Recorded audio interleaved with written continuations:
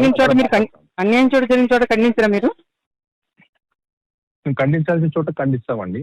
ఖండించేది ఉంటే ఖండిస్తాము. ఇప్పుడు ఎవరు అనిత అంటే మీరు ఎక్కడి నుంచి ఫోన్ చేస్తున్నారు?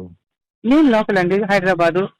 నేను లోకల్ హైదరాబాద్ లో అంటే 1 కోటి మంది ఉంటారు. మీరేంటి, వాట్ ఆర్ యూ? నేను ఉద్యోగిని,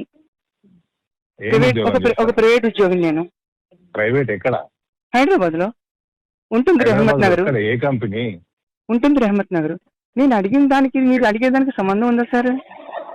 మీరు నన్ను అడగడానికి మీరు ఎవరు మేడం? అరే మీరు ఒక అధికారి అండి, ప్రజల అధికారి మీరు. అవునండి, ప్రజల మనిషి అండి. ఒక ప్రజల్లో నేను ఒక వ్యక్తిగా మంచిగా మాట్లాడుతున్నాను. జరిగిన అన్యాయాన్ని మీరు ఎందుకు మాట్లాడలేదు అని.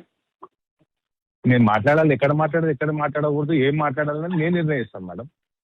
అంతేగాని తప్పని ఖండించడానికి మీరు రారు బయటికి. ఖండించలేదా మీకు ఎట్లా తెలుసు మేడం? అరే నేను చూస్తాను కదా సార్, టీవీలు చూస్తాను, సోషల్ మీడియా చూస్తాను, అన్ని చూస్తాను కదా. ఇట్లా ఫోన్లు చాలా వస్తాయి నాకు, అనిత గారు. ఓకే, నాకు మీరు నేర్పించాల్సిన అవసరం లేదు.